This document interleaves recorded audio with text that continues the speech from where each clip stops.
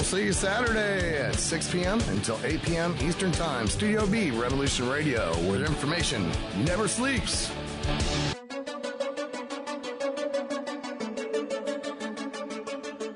Hello, everyone. I want to welcome all of you to Ohio Exopolitics. I'm your host, Mark Snyder. Our guest this evening is Alan Weisbecker. His website is www.banditobooks.com. I don't have to show you any stinking bushes. Alan is a novelist, a screenwriter, a surfer. He's an investigator, and we just have some really, really interesting conversations, so I invited him right back. Alan, how are you this evening? Good. Thanks a lot, Mark. I enjoyed it last time. I'm glad to be back. We're going to start out talking about the moon landings, right, Alan? And there's just so much information here. Yeah, it's a subject near and dear to me and has been since I was a kid. According to the mainstream storyline, the Apollo 11 mission landed Neil Armstrong and Buzz Aldrin on the moon July 20th, 1969. It's very strange that the lunar module was only tested once before they landed it on the moon, and it crashed and burned when they tested. Neil Armstrong had to bail out, and They never tested it again. Right. They said no problem. They put it right in the rocket, and they sent it up to the moon. Now, that makes no logical sense. There's another investigator. His name is James M. Collier. He went to Grumman Aircraft to find out about the lunar module, and the people at Grumman told him that all the paperwork for the lunar module was destroyed. Right. So he went to NASA. He went to the National Archives. They didn't even have plans for the lunar module, and this is one of the greatest inventions of all time. The guy that invented this should have gotten the Nobel Prize. Yes, but I got an even better example of that. In those days, they used magnetic tapes to record all the data, the telemetry they call it. Everything that happened on all the missions was on tape, registered on reel-to-reel tape for all the Apollo missions. And guess what? They lost all of them. I haven't seen anything that indicates the telemetry data is even in existence. Oh, they would contain a wealth of information on, say, launch speed, scheduling, timing, problems, temperatures on the moon, temperatures in space, the performance of all of the major engine components, verniers, instrumentation readings. Your own research has shown the telemetry data is missing. That's right. Yeah. Now, we're talking about 10,000 reel-to-reel tapes that they claimed that they lost. Doesn't have it either. The Smithsonian doesn't have it. Johnson doesn't have it. Right. We've been unable to track it down. I mean, we don't know where this telemetry data ended up, and we don't know what path it may have taken. So, unfortunately, I'm afraid I can't really give you much of a clue as to where this data ended up and whether it still exists or not. Now, I'm sorry, but that makes The Dog Ate My Homework look like, the ultimate gospel. 10,000 tapes. If someone actually wanted to technically prove that it was all, a charade, that would be one way to do it, is to get the telemetry tapes, which give, like I said, everything with thrust and where the spacecraft was at any given moment. Actually, investigators need to prove one way or another whether we really went to the moon. Plus, all of the original footage of the video footage was lost too, so you can't even examine that. The space agency admitted in 2006 that no one could find the original video recordings of the lunar landing. But what I'd like to do, just to start, because we're probably assuming a little bit that people listening are on board with this, something being wrong with the Apollo mission. The photographs, I'm a professional photographer also. I've done, spreads for Smithsonian Magazine. And I can tell you, none of the still pictures were taken on the moon. They were all done with artificial lighting, period. It's so ridiculous. The people that did this were, in essence, whistleblowers. They left us so many clues. The photographs show absolutely with zero doubt that they were not taken with the sun as the light source. Aldrin cannot be standing in natural sunlight in this image because the surface around him is not evenly lit. So what does Hasselblad have to say about this classic Aldrin picture? Does it look to Jan Lundberg as though the subject was lit? Yes, it seems like he's standing in the spotlight. And I can't explain that. That escapes me. Why? So maybe you have to find Armstrong and ask him. Like the photographs, since this is radio, we can't really do much. So let's get beyond that. But let's first define the Van Allen belt. Beginning at an altitude of 1,000 miles and extending an additional 25,000 miles, lay lethal bands of radiation called the Van Allen radiation belts. Every space mission in history with humans on board, from both the United States and Soviet Union, from the first in 1961 to the present, has been well below this deadly radiation field. Mercury, Gemini, Soyuz, Skylab, the Space Shuttle, all maintained altitudes well below 1,000 miles. All except Apollo. This is back in the late 50s. This is when the famous message from Ernie Ray, space is radioactive, occurred. He simply wrote that, scrawled that on a message and left it on Van Allen's chair, and he saw it then when he came back from Washington the next day. Now I want you to listen to Van Allen himself, who is unimpeachable. He's discovered it via satellite going through the radiation. Listen to him. Encountered a very high intensity of radiation, which is of the order of 1,000 times as intense as could be attributed to cosmic rays as ordinarily understood. Now there are not only the radiation Van Allen belts, but there's solar flares. They cause the northern lights, and they don't get through our atmosphere, so they don't kill us, right? Gene Parker, the astrophysicist famous for correctly theorizing the solar wind. In the March 2006 issue of Scientific American, Parker writes, "The Sun, too, can unleash tremendous bursts of protons and heavier nuclei traveling at nearly the speed of light. Such bursts occasionally deliver in excess a couple of hundred rem over an hour or so, a lethal dose to an unshielded astronaut. Like, say, an Apollo astronaut." What this kid did is he got the dates of all the Apollo missions and matched them up with NASA's own record of the solar flares that happened on those days while these guys were supposedly on the moon or in space, and he put them together. To make a long story short, all of those guys would have died from radiation. But here's one example. It's short, and then we'll hear an astronaut. Hold on. He's going to talk about REMS. That's a measurement of radiation and its effect on the human body. But listen to him. The first of Apollo 12's 8 major flares lasted for 1 hour and 23 minutes. The second, 1 hour and 17 minutes. The third, 29 minutes. The fourth, 50 minutes. The fifth, 58 minutes. The sixth, 25 minutes. The seventh, 1 hour and 27 minutes. And the eighth, 1 hour and 16 minutes. This gives us a whopping 805.1 rem for Pete Conrad, Dick Gordon, and Al Bean. Okay, so what he's talking about is Alan Bean was in Apollo 12, and this guy just told you the amount of REMs, and it's not arguable. It's in NASA's records. How many REMs he would have absorbed just from solar flares, and it would have killed him. Now we're going to listen to Alan Bean talking about the Van Allen belt. Ill effects from the Van Allen radiation belts? No. Now, I'm not sure we went far enough out to encounter the Van Allen radiation belt. Maybe we did.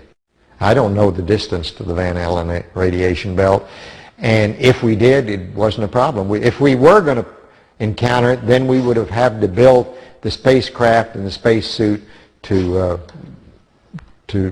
not give humans a problem, so that going through this kind of radiation or these kind of meteoroids, it won't get hurt. And we built it that way. The belts are 1,000 miles to 25,000 miles above the Earth. Then we went right out through them. No effects on your cells? Didn't even know it. I don't think anybody, well, maybe somebody said you went through the radiation belt, but we didn't feel it inside, and we didn't get any, added radiation. This guy's interviewing an astronaut who supposedly went to the moon and walked on the moon. Okay. Wow, it's incredible. Here's a comparison.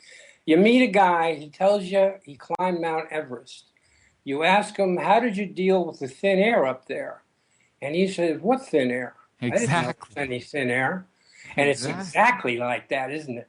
It's so bizarre. I cannot believe that clip. Let me just follow up on this whole Alan Bean thing. Sure. Here's an astronaut that allegedly went to the moon that didn't know about the Van Allen belts. I know.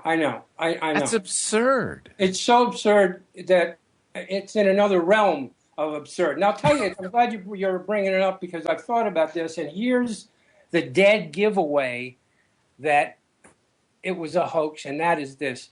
The guys who try to debunk people like us say, oh, yeah, there's radiation, but it's not that bad, blah, blah, blah. They just lie. Well, here's the thing. None of them, the debunkers, will deny that if there's a major solar flare during your cislunar voyage, meaning between the Earth and the Moon, they all absolutely admit it. It's right on the NASA website that if there was a big flare, the astronauts would be killed. And in fact, there was a huge flare during one of the missions. That's another story. Now, here's the thing. It was never brought up in the media or by NASA that, oh, by the way, these guys are risking being killed by radiation. They just didn't bring it up. Why wouldn't they bring it up? They just decided that they wouldn't deal with it. Now, the other thing that they decided they wouldn't deal with, for the same reason, is that in none of the photographs on the moon do you see stars. Now, people, they say, oh, it's because of the camera. Exposure set, blah, blah, blah. As a photographer, I can tell you that's a lie.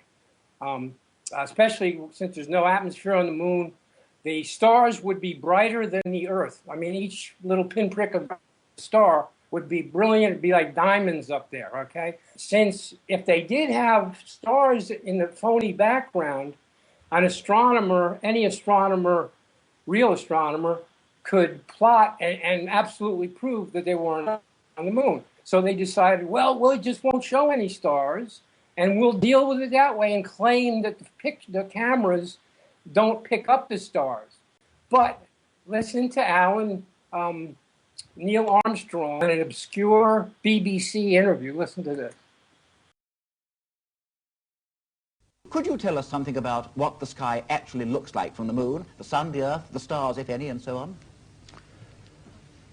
The sky is a deep black when viewed from the moon, as it is when viewed from cislunar space, the space between the Earth and the moon. The Earth is the only visible object other than the sun that can be seen, although there have been some reports of seeing planets. I got to say that when you're watching him, he is tortured, and you can hear the hesitation. He's lying. Now, he's telling us that when you're in a spaceship between the Earth and the moon, and you look out the window, you can't see any stars. Or from the moon's surface, you can't see any stars. Now, that's a lie that I don't even know what to say about. Now, you can go to NASA's website and go to pictures of the day, and you'll find one if you do a search showing what the sky would look like in a place with no atmosphere, the moon or the Earth if it had no atmosphere. And you look up, and it's spectacular. And the sun, it's an orange disk. And of course, since there's no atmosphere to scatter the light, it looks like the night sky with just this big orange disk there. And that is what you'd see the whole time you're on the mission. And you have to understand that with us looking at the sky at night, on a clear night, it's like looking through a Coke bottle compared to what it would look like on the moon. That's how beautiful and stunning and spectacular it would be with no atmosphere. And this guy just told us that you can't see any stars. And I'm going to give you another one just to put a cap on this. This is an interview with all three of the guys right after the mission. Listen. When you looked up at the sky, could you actually see the stars and the solar corona? We were never able to see stars from the lunar surface or on the daylight side of the moon by eye without looking through the optics. I don't recall during the period of time that we were photographing the solar corona what stars we could see. I don't remember seeing any. The guy who just said, I don't remember seeing any, was Collins, who was supposedly in the command capsule going in orbit. He wasn't even on the moon. And he's pitching in to help Armstrong with the lie that they're claiming they couldn't see stars from the lunar surface. Now, even though you go to these debunking sites that are run by the government or whoever they're run by, and they'll even say, they'll claim that we don't see the stars in the pictures because of the camera bullshit. That's a complete crap. And they will even say, oh yeah, if you were there, you could see the stars. And now we've got 2 times the astronauts saying they couldn't see stars. Obviously, they're lying. What are they lying about? Did they, why would you lie about that? I mean, you know what I'm getting at. They're lying because they didn't go. Okay. It's so funny you brought this up, because I just saw a thing where this astronomer said if you were on the moon, the stars would be the most breathtaking, awesome sight you'd ever see in your life, and you'd never forget it. Supposedly 12 men walked on the moon. There were, 6 successful missions, allegedly? Right. Yeah, you bring up a good point, and that's the mind control thing. Because one of the problems that I had even thinking about the moon, the Apollo missions being a hoax, was that I had faith in the astronauts' right stuff. I didn't want to believe mainly that those guys, because I used to surf big waves, and I sort of looked at myself as having the right stuff.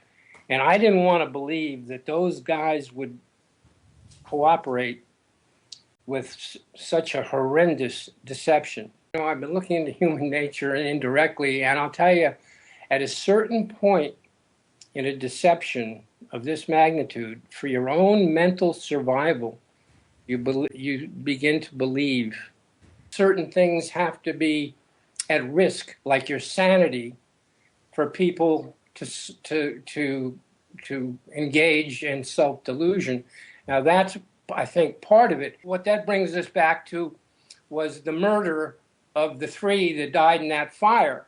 You know what I'm talking about, right? There was a fire in a communications test, and Gus Grissom and 2 other guys burned to death. And Grissom was talking about, was bad rapping the Apollo mission, and then he's killed in a fire. Gus Grissom was very doubtful about Apollo. He flew to Downey, where the capsule was being assembled, and studied it very carefully. He wrote reports about his doubts. On the day that he was burned to death in one of the command capsules, he hung a lemon on the outside of it, giving graphic proof of what he really thought of this piece of mechanism. There was no excuse for it. If you look into that fire, they filled up the capsule with pure oxygen at 16 pounds per square inch, which was insane to do. Well, I mean, you fart and it's going to explode. Right? Well, almost literally. You're bringing up a really important point of this. And I was telling you before we started tonight, I've been watching this interview of Bill Kaysing, who was like one of the technical documenters. He was in charge of all the technical documentation at Rocketdyne. The day after he was burned to death, FBI agents burst into his home, removed all of his records, particularly those pertaining to Apollo, and according to Betty Grissom, his widow, they were never returned. One of the people who was an inspector there at Rocketdyne, this guy named Thomas Ronald Barron, he was an inspector on Pad 34 where Grissom and the other crew members burned to death. He went up on this before a congressional committee, and he told the whole story. 4 days after testifying before the congressional committee, Ronald Barron was killed in an alleged automobile accident. Right. What happened to the Barron report? Thomas Barron had a 500-page report compiling the errors and mismanagement at the time that 3 astronauts died on Pad 34. But right after that, Mr. Barron died at a railroad crossing under mysterious circumstances in Florida, and the report is not available. They kill you. I mean, this is the national security state. You bring up a really good point, is that they killed Grissom and company right up front, and they sent a message to all the astronauts. The same way they killed Kennedy, right, like that too. See, the other astronauts knew. They must have known as soon as it happened how it happened with the 16 pounds per square inch of pure oxygen. They suddenly, it was like an epiphany to any of them that, all right, we better do what we're told or we're dead. And probably their families. I interviewed John Lear once, and his father, was the guy that developed the Learjet, and he said his father was working on anti-gravity. And he said that's what they told his father. They told John Lear's father that if he talked about the anti-gravity technology, they wouldn't do anything to him, but they would kill his whole family, including all his pets. Right. That's the way to do it. What a brutal world. How did it get this way? I don't understand this. Well, that's another subject. Let's not get into... That's why I like your movie, because you have this, beautiful scenery. You're in Mexico and you're surfing.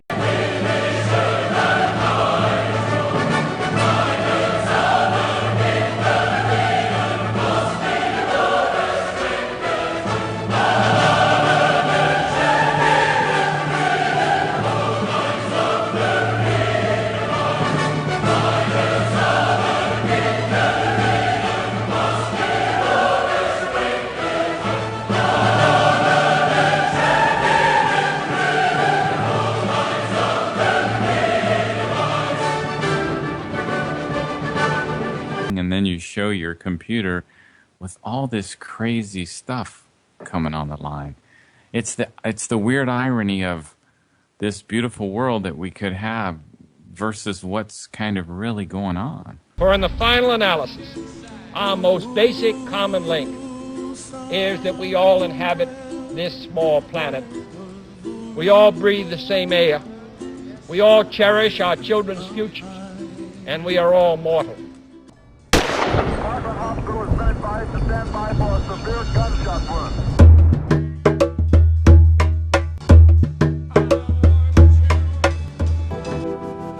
Yeah, the true human nature.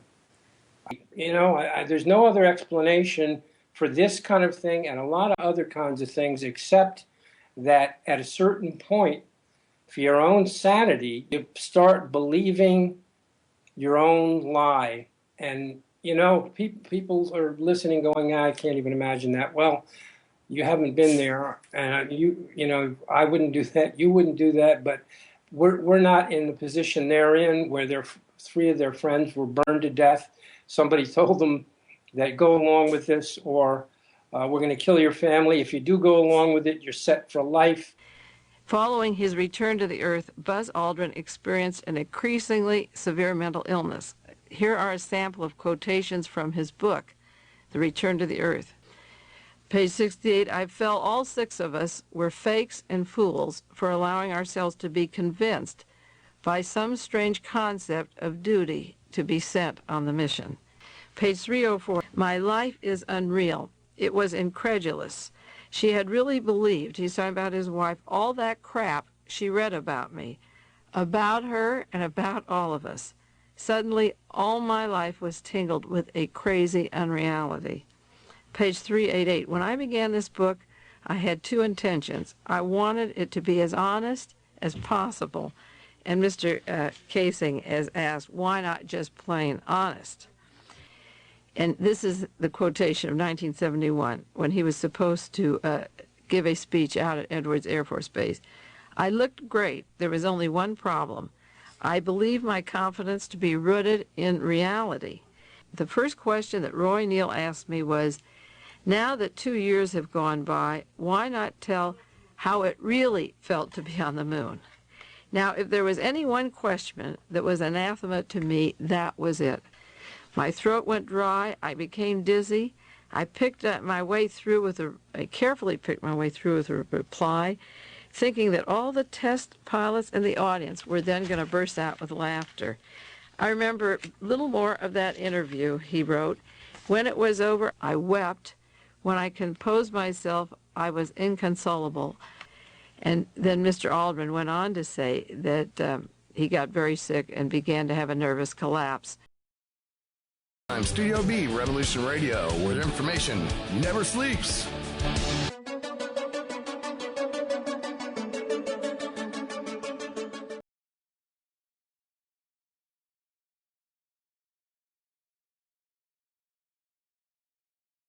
I don't have to show you any stinking badges. BanditoBooks.com